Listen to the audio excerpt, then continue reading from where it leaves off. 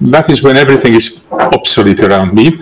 That was a title I submitted, and in a way it will describe what I'm going to do now. But now, as you look at my handout, it is Nature in Alexander's Commentary on Physics 2, some notable passages. So it will be really only about these some notable passages, and you will see what the point of that is. That it will touch upon, it will mostly concentrate on nature, and then there will be a bit of teleology in that. And I certainly am going to avoid the discussion of Book 1 because I didn't want to be all over the place. I wanted to have something more concentrated about these things, about Alexander's discussion. I said the title was obsolete, and rejoice, the handout also is. The handout is not so bad, but I did correct a few typos, 2 of them. I did correct one mistranslation, one, and then there was also some problematic bit. So the real handout is up there, but you can follow. No. I mean, I will point it out all the time, every time when there is some mismatch between the printed typo and what is being projected there. Now, behind this, this is not a talk. This is a Magritte moment. This is not a talk. Let me stress it. This is sort of a presentation about a project we have together with Orna Harari. This is a spin-off of that project, and it might turn out a talk at one point. I mean, not so much a talk. I don't like to repeat myself too much. It might turn out to be a paper at one point, but I will have to work way more on it. I mean, you will see that these are first steps towards Alexander's understanding of nature as what you can gather about that from Physics Book 2, from whatever we have in the fragments of his commentary on Physics Book 2. And these are, we have quite a number of fragments, but they don't constitute a suspended narrative. You have some bits and pieces, some surrounded by simplicities, not always too friendly remarks. And you will see that, and sometimes they are not too informative, sometimes they are, and you will see these problems there. I don't think I should be giving more in terms of introduction here. What I would like to add is that feel free to stop me. This is a presentation of bits and pieces. In a way, there is a narrative structure to that, but the narrative structure comes from my queries about what's going on here, and and that will give rise to some kind of coherence. So I will try to give some kind of coherence to these texts, but I'm somewhat dubious about all that. So so let's start. I always have the lemma, and after the lemma, the bits from our translations of testimonies, they are the T ones, and fragments. Now I've decided not to have the testimony numbers, our testimony numbers or our fragment numbers, because they might change. We may decide that something is not a testimony, but rather a fragment, and the other way around. You will see here will be one example of that. And then the procedure I decided on was, came to mind thinking back of motorways in America. You have two different kinds of motorways in America. Some of them have, all of them have exits, where you can get on the motorway or get off the motorway. And some of them number the exits, exit 1, exit 2, exit 3, whatever. And some of them give the miles as numbers. And it may be your 5th exit, but it will be called exit 235, because that is at my 235. I didn't know which state does what, but that is what I decided on. Go by that. So I always added the page number of Simplicius, because this is still from Simplicius. Once we are not on a single highway, we cannot be doing this. But for today's occasion, it will be perfectly to have this convention. So I always have the lemma, and these lemmata will be ones which you have met several times over. One is that one comes from the discussion at the very beginning of Book 2, where Aristotle introduces his 4 causes. And this first lemma is where he introduces his moving cause, or efficient cause, or productive cause. You will see I will have a problem about also that. Now, Simplicius claims that Alexander concedes that nature is not an efficient cause in the principal sense, rather a formal cause. I don't think we understand this, but I will go on it now. Because it is not the first among the efficient causes. The instruments too seem to become causes of motion, but nor are these efficient causes in the principal sense, because they do not move in a primary way, but move by being moved. One should also keep in mind that Alexander agrees that the instrument is also a cause in a way, and even though it is not an efficient cause in the principal sense, but it is exactly this, an instrumental cause. Simplicius gives every semblance, every impression that this distinction between a real efficient or moving cause and an instrumental one comes from Alexander. But I really doubt it. I really doubt it. If you go on and compare this to what I have, I didn't number it, the last bit on this page, we will see that Alexander calls the medicine taken and the ointment efficient causes of health, which is the goal. So health is the goal and not instrumental causes. So Simplicius admits that this language of instrumental causes is a terminology he introduced. So by his light, efficient causes in the principal sense are contrasted to one which are not efficient causes in the principal sense. This is Bodnár speaking here. Don't mistake me for that. What the quote is efficient causes. They are verbatim from Alexander, Simplicius claims, but then the rest is a testimony about that. That is why we do not know whether we call this a testimony or a fragment. Now, one might have the impression that the distinction is one which Alexander had under a different nomenclature with different terminology. And that might be right, although we are going to have some problems with that later.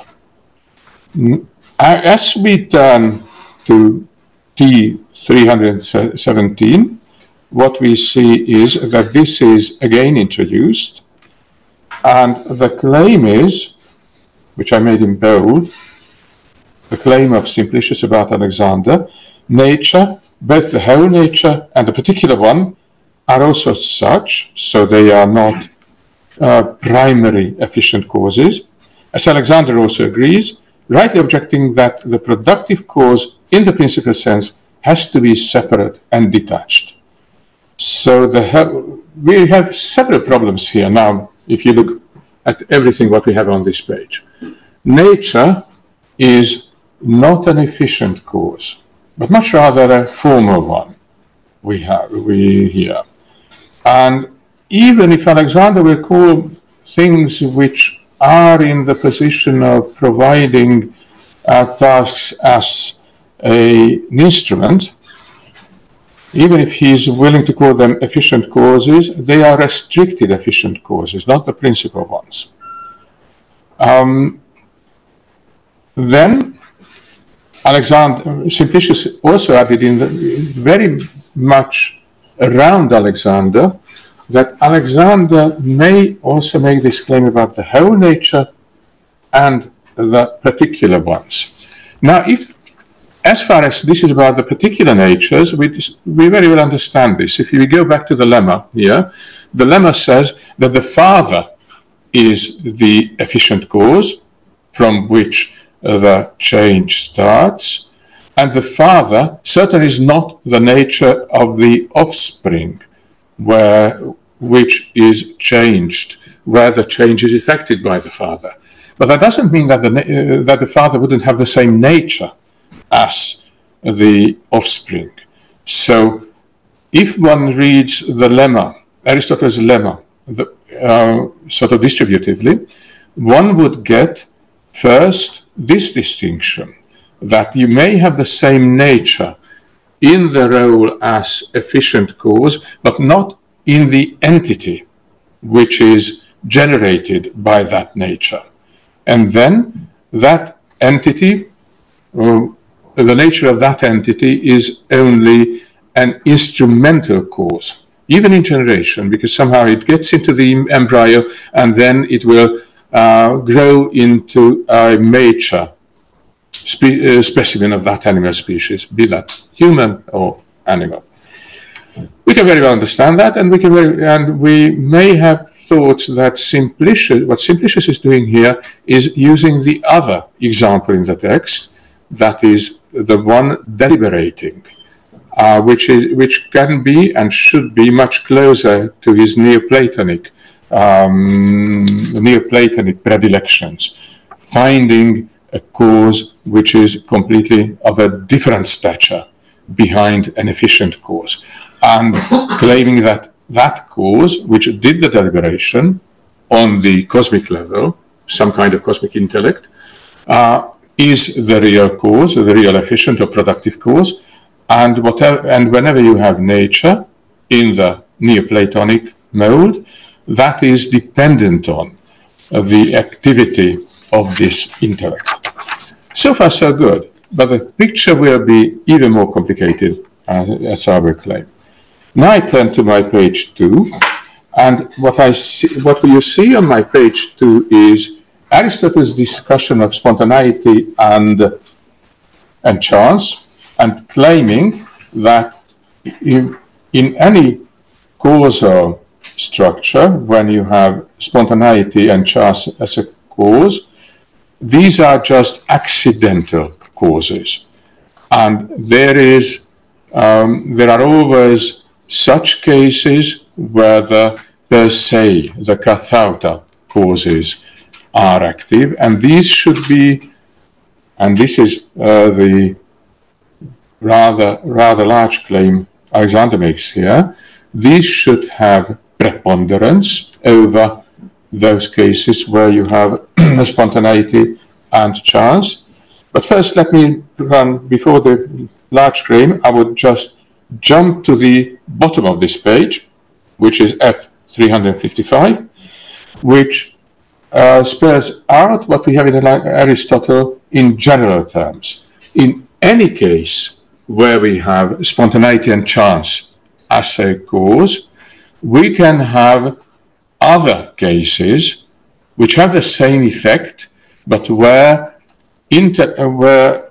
something else was the causal factor.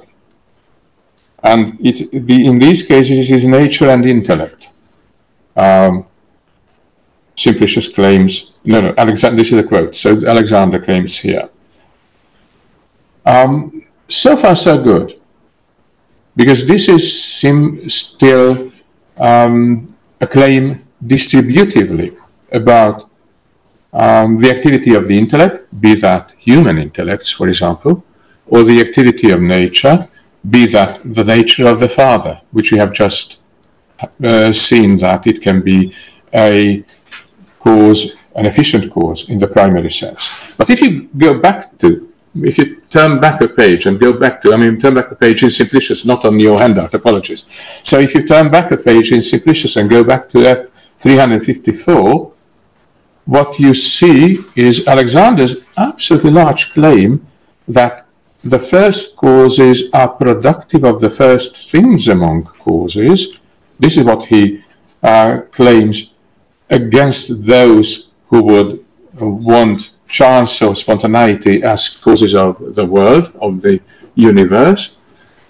And the first among existent things came to be by the first among causes. So this is a claim which can be converted. First causes cause first entities. First entities are caused by first causes, which are, the first causes, the intellect and nature. If intellect and nature are causes of anything at all, they will be causes of those things that are most according to the intellect, as the heavens and this universe are. So Alexander does have a claim that intellect and nature, and here I might have had to set it in capital, with a capital initial, capital I, capital N.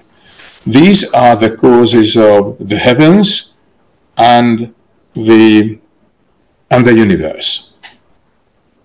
Now, the intellect, we know what that is in this case. This is the prime mover. But what nature are we talking about here? Is there a universal nature, as Simplicius claimed on the previous page of the handout? Or is it something different? I honestly do doubt that this nature, which here Alexander refers to, so before it was, in the previous case, it was just foisted on Alexander by Simplicius. I seriously doubt that this would be a universal nature of the universe, as such, of the whole world. Instead, I would opt for the nature of the celestial spheres, or the first celestial sphere, the most powerful among them, the sphere of the fixed stars, which has such a huge causal role in relation to the universe that its nature can be the nature which determines the run of the processes within the world. But this is a conviction which I do have, but this is defeasible, let me add. If someone came up with some passage in Alexander where I couldn't use my deflationary reading, which I have just proposed, that this is either celestial nature or, in particular, the nature of the first celestial sphere, then I will have to give in and say that, all right, I will have to admit some kind of universal nature, but I would first love to see those passages. I jumped from F355 back to F354. There's something in the middle where I, for some reason, stupidly repeated myself at the last 4 lines. There's nothing new in that. I just wanted to have it just to show that Simplicius not only quoted this bit from Alexander, but rephrases it, and rephrases it in a way which is in his own terminology. So by that he makes clear that his quote before, his earlier quote, was sort of verbatim. His own terminology, Alexander's terminology was that these are the first among existent things that came to be, and so on. Whereas Simplicius's rephrasing is first among entities, or rather among the things that come to be in whatever way, even if not from the beginning of time, and so on. So he has that distinction which plagues Platonists, how you understand the time is. Is it a beginning in time, or is it an eternal beginning, an eternal rejuvenating of the world of becoming? After this, I turn to my last page. What is important here for me is in F365, where I did change my translation. So the last line, in the last line, my translation should have been, as it is clear that according to him, so not taken in itself, but according to him, according to Aristotle, productive causes are also unmoved. We are back with the distinction which we have encountered on my page 1. That was in, that was in T 315, 316, 317. There is a distinction between those efficient or productive causes which are moved and those which are unmoved. And Alexander, in a verbatim quote, stresses that according to Aristotle, physics is about those productive causes that are moved. So the ones which Simplicius would not even call productive causes, which we would call instrumental causes. But Alexander admits, recognizes them as productive causes, not in the principal sense. And this is these productive causes or efficient causes, not in the principal sense, which is the domain of physics. The formulation Aristotle uses here, Alexander underlines that the particular formulation he uses here puts in sharp relief that according to him, that it is clear that according to him, productive causes are also unmoved. I guess by that, Alexander points his finger at the first unmoved mover, much rather than the distinction that was there in his first introduction of the distinction between the father, which is outside and independent of the offspring, but moved in the process of generation, and the nature of the offspring. I could stop here because that is the end of of those passages which I wanted to mention to you from book 2. But I don't. I don't because there is also an interesting contrast between this and what we have in book 8. I'm not going to go into the whole length of book 8 because that would be even more complicated than what we have here in book 2. All I wanted to have on my handout were these two fragments. The fragment of whether the prime mover, the fragment about the prime mover, that it is an efficient cause of the motion of the divine body, and also, as that was in F 1361, and F 1362, the text around F 1362, here Simplicius stresses that Alexander and also as other peripatetics hold that the final cause, a final cause is the mover of the heaven. So the intellect is a final cause and not an efficient one. Whereas, just go back to F 1361, it is an efficient cause of motion. The Simplicius claims. So Alexander sort of wants to cut the Gordian knot by claiming that, look, this is the final cause on the one hand, and also the efficient cause of the motion of the heavens, and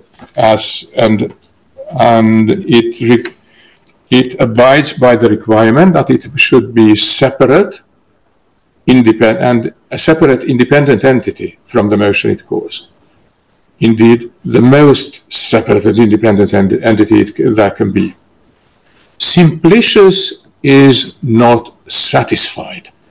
He goes on for pages. I mean, this very little bit I quoted here in 13 from page 13, 1362, is just the beginning of his long criticism that you can't settle things this way by claiming that this thing is an efficient cause of motion, because what you really should introduce the intellect for is being the productive cause of the heavens, and not just the productive cause of their motion. You see, I'm wobbling between efficient and productive, and I do not know how we will run on that. I mostly translate productive in book 2. Book 2 is my translation mostly, corrected by Orna. And Orna mostly translates efficient. I'm on book 8. We'll have to decide that. And I'm looking forward to your suggestions. So, thank you.